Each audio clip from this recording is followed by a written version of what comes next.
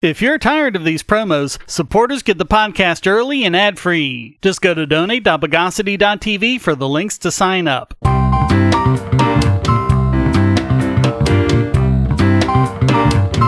Welcome to the Bogosity podcast for the week of February 7, 2021, the podcast that invented the toilet paper umbrella.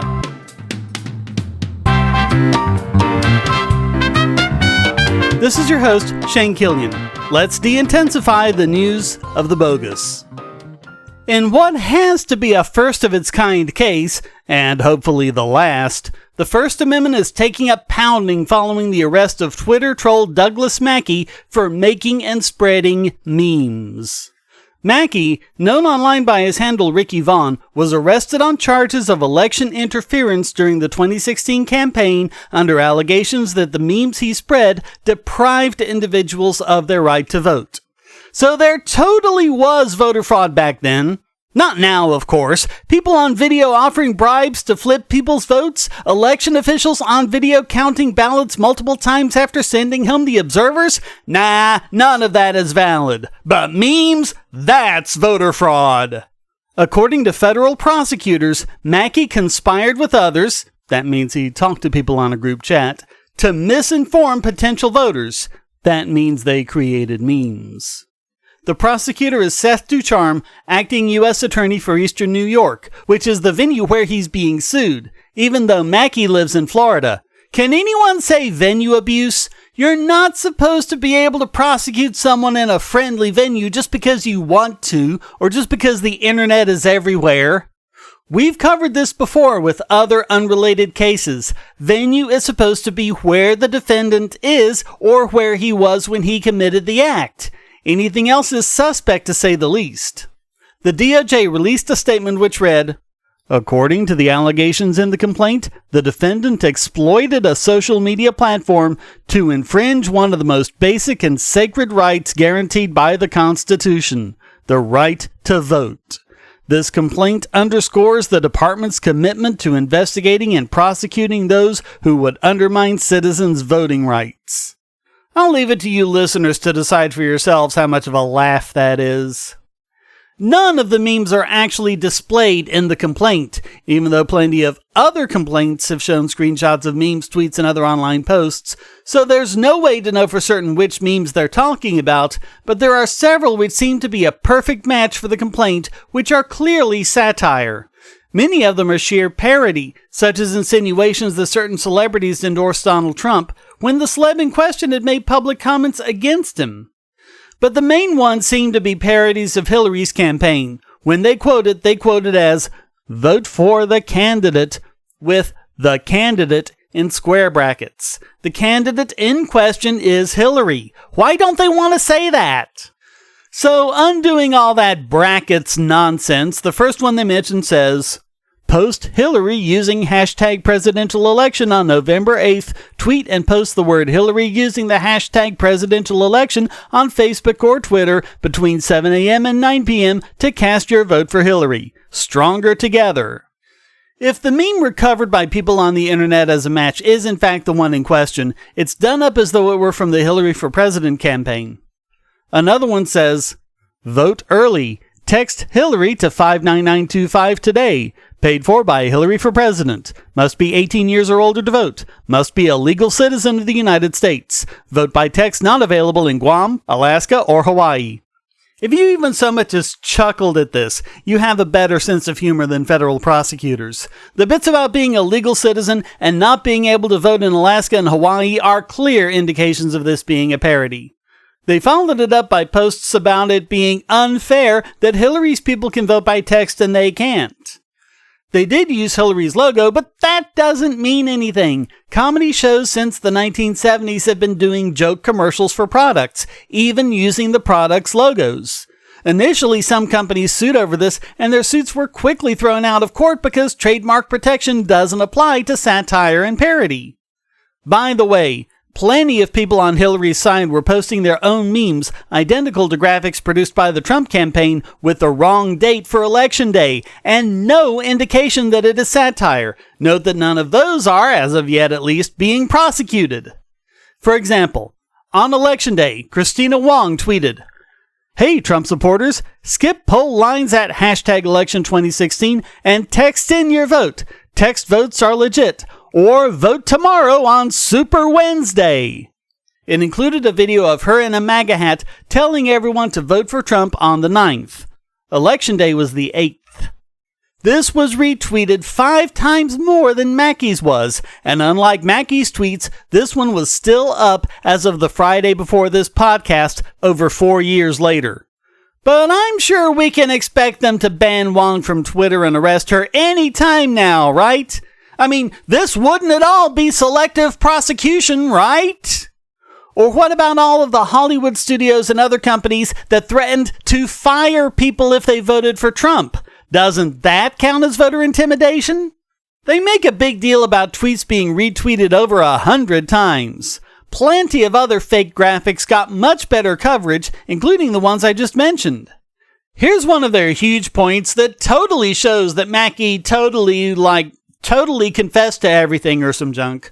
Quote, "Don't be overconfident. Reality is, if Hillary, they do that stupid the candidate thing in brackets again, gets turnout, and if electorate really is heavily Democratic, we will lose in a landslide.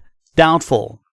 Another read, "If electorate is from Democrats, and Democrats turn out their people, Hillary wins. If electorate less Democrat, and turnout poor for Hillary, we win." So basically their big evidence is him saying the winner will be the one who gets the most votes. How controversial. Of course, they have to lay heavily into the racial component too, since Mackey saying that more black people voting for Democrats is proof of... You know what? I don't even know at this point. It really just looks like they're trying to convict him of crime-think. The election interference, they claim, comes from the fact that 4,900 unique telephone numbers texted Hillary to that number. They still don't want to say her name like she's Voldemort or something. But remember, it's not what you see, it's what you don't see. What they don't seem to want to mention is what happened when someone actually texted that number. Of course, we all know it wasn't a legitimate vote, but what was the reply? It might make a huge legal difference if, instead of replying with, "Hey, you voted, no reason to show up on election day now," which would still be pretty funny trolling. But if it said, "Ha ha, wasn't that funny, here's our website." But no, they don't say. In fact, they haven't pointed to one single person who was confused by his meme into not voting. They knew people responded to the text, and they'd have to be beyond incompetent not to follow up on that and see if there was anyone who didn't vote because of it, and if there had been, they would absolutely have been mentioned in the criminal complaint. But no, they found 0 people who didn't vote because of this.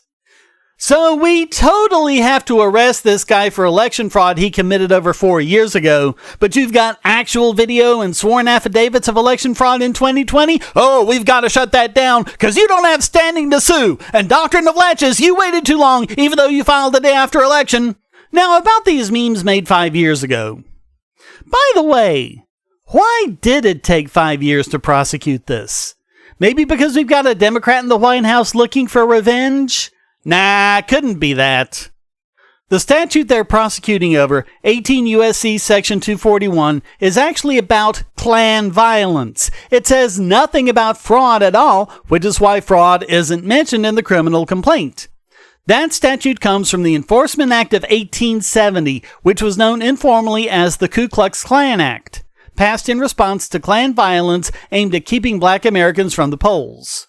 The statute doesn't say lie or trick or commit fraud. It says injure, oppress, threaten, or intimidate. And it's hard to see how you can get any of that from a meme. It also mentions being, quote, in disguise on the highway or on the premises of another, which refers to things like Klan get-up and not to a Twitter handle. Mackey's attorney is a public defender, and they aren't exactly known for supporting activities like this. Notice how they're starting by doing this to a poor person who doesn't have the resources to hire a legal team. This is what they do, folks. They're hoping that a lackluster defense will give them a result they can use as precedent and go from there to take on others.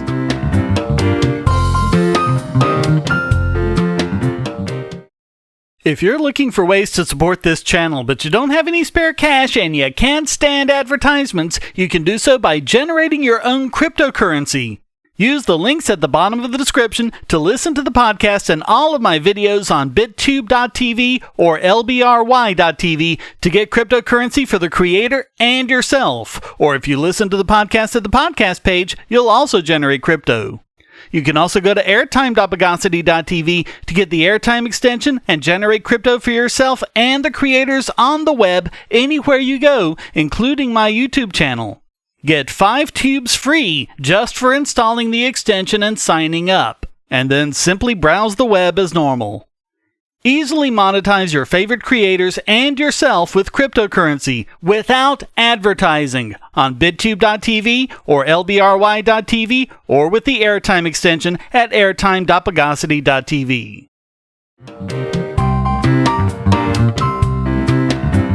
We've covered right to repair several times. This should be a no-brainer. If you buy a product, you own the physical item, and you can do with it whatever you wish. Fix it, take it apart, mod it, whatever.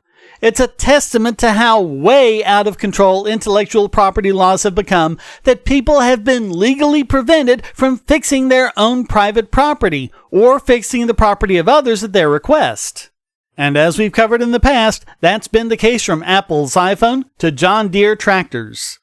It just drives up the costs of repair for owners who are now faced with paying out the wazoo for authorized repair, or quite often being given no choice but to buy a new item, or dealing with things like pirated firmware and below-the-table repairmen. Now, 14 different states have pending right-to-repair legislation covering everything from consumer hardware to agricultural equipment. The COVID lockdowns have stressed this, since manufacturers have refused to give an inch even when their stores are closed. They've resorted to the usual fear-mongering, such as Apple claiming that Nebraska's right-to-repair law would turn the state into a, quote, mecca for hackers. Or when the automobile industry claimed that a Massachusetts law allowing independent garages to get tools and diagnostic gear would result in a, get this, boom in sexual predators. The Coalition for Safe and Secure Data, a PAC that shows Killian's law in action since its top donors include GM, Toyota, Ford, and many other automakers and God knows who else, have released propaganda showing drivers getting assaulted if right to repair passes, and the equally misnamed Security Innovation Center says that the legislation would have, quote, gifted hackers with digital keys. Funny how neither of these so-called security organizations have ever heard of Kirchhoff's Law, a foundational principle of security which says that only open designs can ever possibly be secure. It'll be nice if states pass legislation that actually supports property rights for once, because that's really what this is about. If it's my car, or my tractor, or my phone, or whatever, I should be able to do whatever I want to with it. Any other conceivable principle is fundamentally unethical.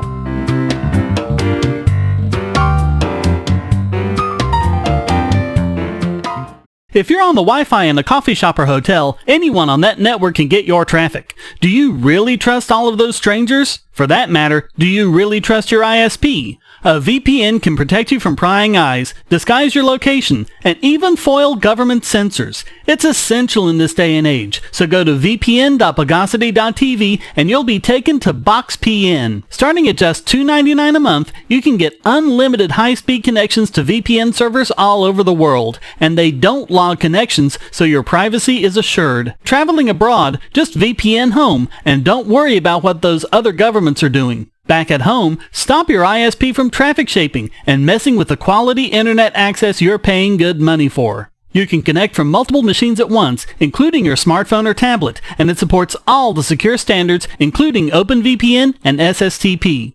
Bypass censors and surveillance with your own secure VPN connection. Go to vpn.bogosity.tv.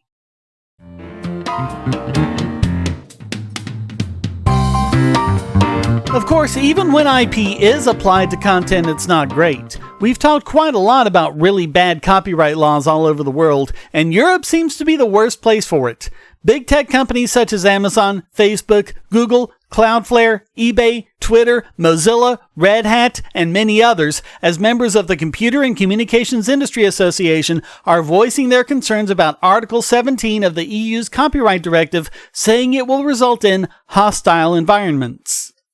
If you're going to look for our coverage of Article 17 in the archives, note that before it was passed, it was called Article 13. And as we've covered, it puts a terrible burden on websites and other online services to police copyrighted content and puts a far greater burden on smaller websites. The CCIA submitted comments to the U.S. Trade Representative's Special 301 report inquiry. They wrote, U.S. firms operating as online intermediaries face an increasingly hostile environment in a variety of international markets. This impedes U.S. internet companies from expanding services abroad. These adverse conditions manifest through court decisions and new copyright regulations that depart from global norms on intermediary responsibility. In the case of the EU's copyright reform, the motivation to target primarily U.S. firms is clear. They specifically focused on Article 17, quote, Online services will likely have to use filtering technologies in order to comply with the requirements under Article 17. While Article 17 avoids the word filter, practically speaking, content-based filtering will be required if a service is to have any hope of achieving compliance. This upends long-standing global norms on intermediary liability. We've discussed that quite a bit in our previous coverage. There were even European politicians who tried claiming that filters are not required by the law, but when pressed, they mentioned that compliance would have to be done by automated systems checking content for copyrighted material. In other words, a filter, by definition. They also attacked Russia's mirrors law, which requires search engines to remove pirate sites and their mirrors within 24 hours after being notified. The Internet Association, made up of companies like Discord, Airbnb, Dropbox, Etsy, and many others as well as the giants, also mentioned that in their submission, quote, In practice, this law has resulted in overbroad removal and delisting requests for general-purpose websites that would not be subject to removal under Section 512 of the Copyright Act or other parts of U.S. copyright law. As USTR has noted elsewhere, 24 hours is an insufficient amount of time for service providers to review these types of requests. Also, the principle of removing entire websites that include a proportionally minor amount of potentially infringing content was squarely rejected by the U.S. Congress during the debate over the Stop Online Piracy Act in the 112th Congress. Although it's interesting that Internet Association member Amazon didn't think that 24 hours is an insufficient amount of time when deplatforming Parler for failing to act within that time frame, or that it was a proportionately minor amount of their content, but whatever. They asked the USTR to recognize the serious liability concerns raised by these requirements not only in Europe, but in Brazil, India, and many other countries as well. The CCIA wrote, In the 2021 Special 301 report, USTR should recognize the concerns of U.S. Internet services who not only hold intellectual property and value its protection, but also rely on innovation-enabling provisions that reflect the digital age. This just all needs to be done away with. Conduit protections such as those enshrined in Section 230 of Title 47 of the U.S. Code should be recognized worldwide in all areas, including intellectual property. No one is responsible for the behavior of anyone else, and no one, not a person, not a company, not anything, should be forced to be an unpaid arm of law enforcement, least of all at the behest of the big content companies.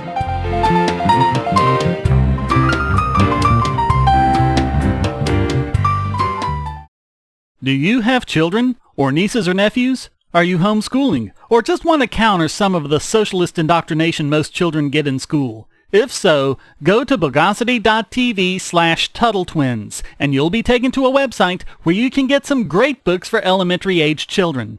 The Tuttle Twins books are books about liberty and free market economics that include children's versions of Bastiat's The Law, Leonard Read's I, Pencil, and Hayek's The Road to Serfdom, as well as books about the Federal Reserve and how regulations protect business cronies. They'll learn about the harm caused by eminent domain, or regulations passed in the name of safety, and fundamental concepts of liberty. And as you can see from the sample pages on the website, they're all easy to read and nicely illustrated. They're just $9.99 a piece, or get a special discount as well as free bonuses when you purchase all 5. You can even buy in bulk to donate to schools and local libraries. So get the Tuttle Twins books at bogosity.tv/TuttleTwins.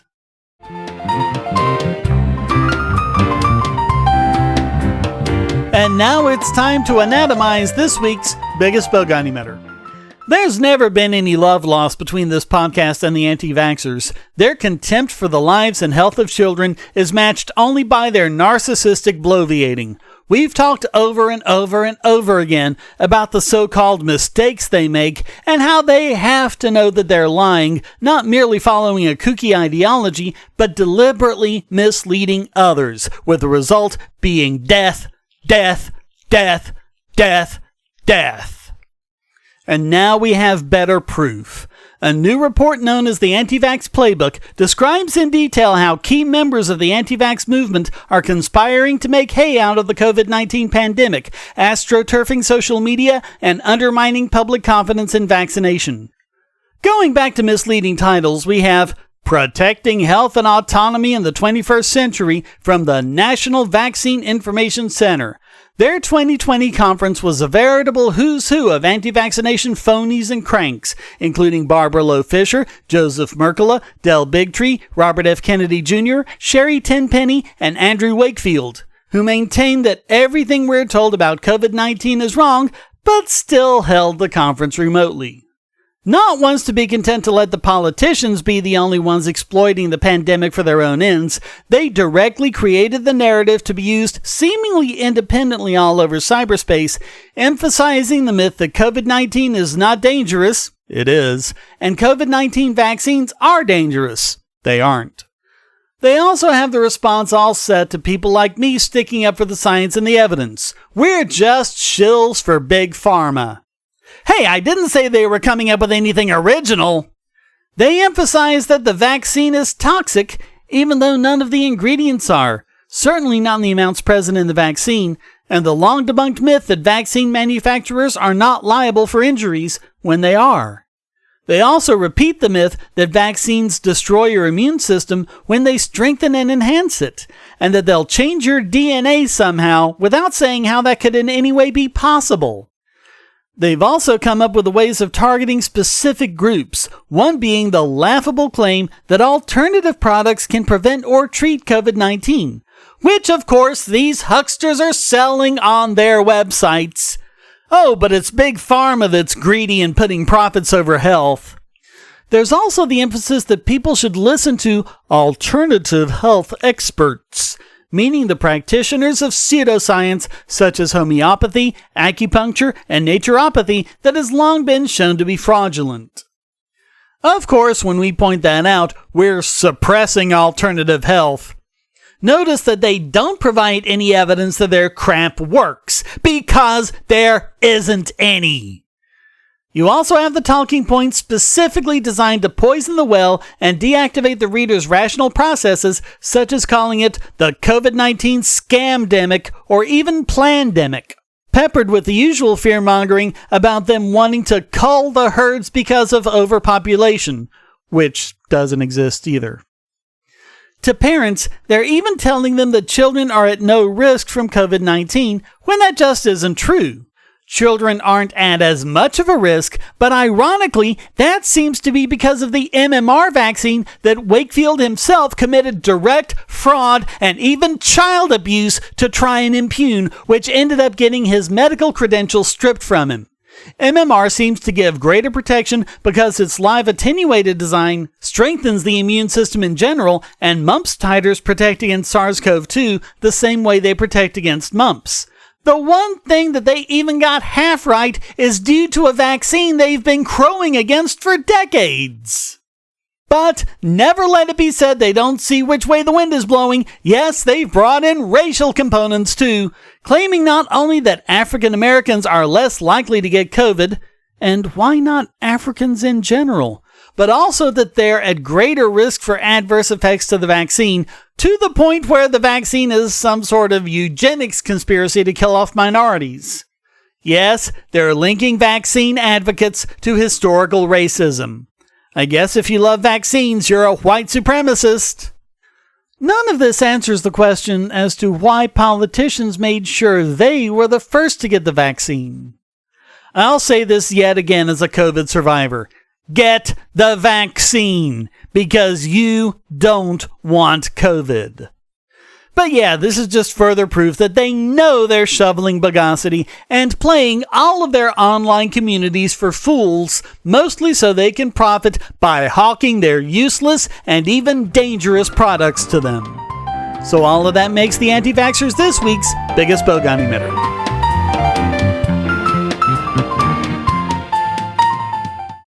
I want to tell you about the eyeglasses I've been wearing for years. As people can see on my videos, I have a very strong prescription, which makes glasses more expensive, especially when I need computer glasses, reading glasses, prescription sunglasses, and most expensively, progressive lenses for general everyday wear.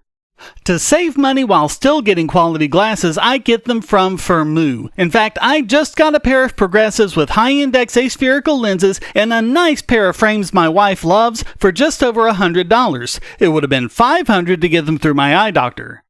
Not only do they look good, the glasses are durable. I've worn many pairs for several years without problems. All orders come with a 30-day return policy, a 3-month warranty, and one-on-one customer service. Go to Firmoo, that's FIRMOO.Bogosity.tv anytime you need quality glasses at a low price. Once again, that's Firmoo.Bogosity.tv.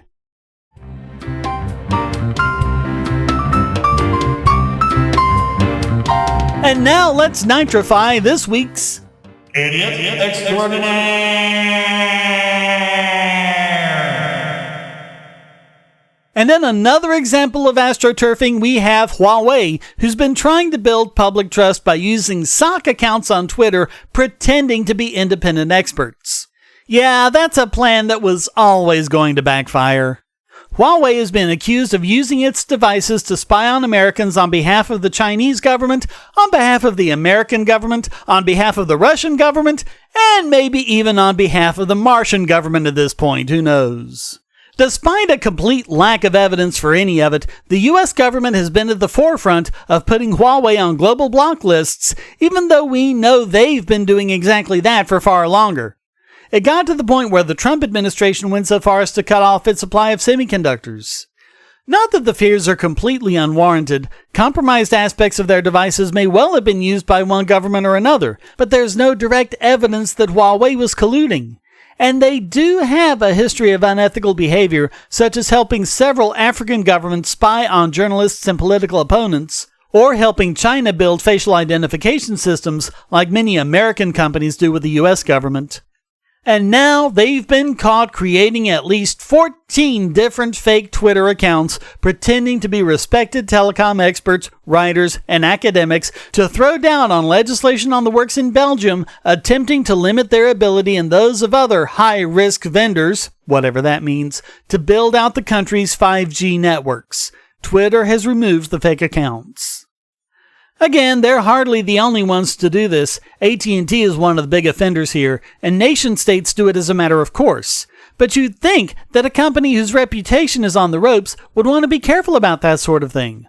Plus, it didn't seem to have any positive effect on their efforts anyway. So all of that makes Huawei this week's Idiot Extraordinaire.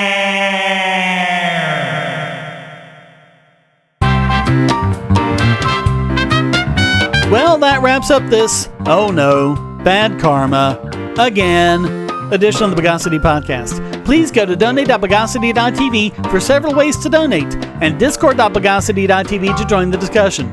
Subscribe at Patreon or Subscribestar, and you can listen early and ad-free. Thank you for listening. Until next time, here's a quote from Edward Snowden. Sometimes the scandal is not what law was broken, but what the law allows. The Bogosity podcast is licensed under Creative Commons Attribution Non-Commercial No Derivatives 4.0 International License.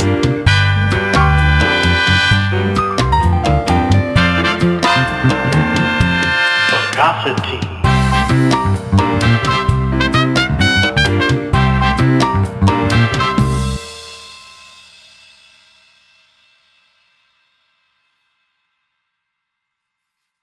We live in a world where light bulbs connect to the internet, and recent attacks on them prove that your online security is under threat like never before. Not only your websites, but the internet-enabled devices you buy. And the biggest problem is weak passwords. That's why you need LastPass. LastPass allows you to randomly generate strong, unique passwords on the web and on your internet-enabled devices, all protected by one master password.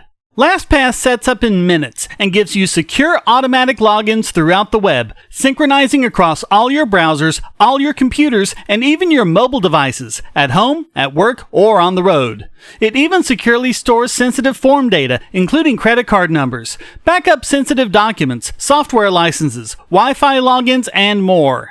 And with LastPass Premium, you can get these benefits on other applications, manage passwords for your entire family, and also get priority customer support. Sign up at password.bogosity.tv for a free month of LastPass Premium. Log in securely everywhere using the last password you'll ever have to remember. Go to password.bogosity.tv and get LastPass now.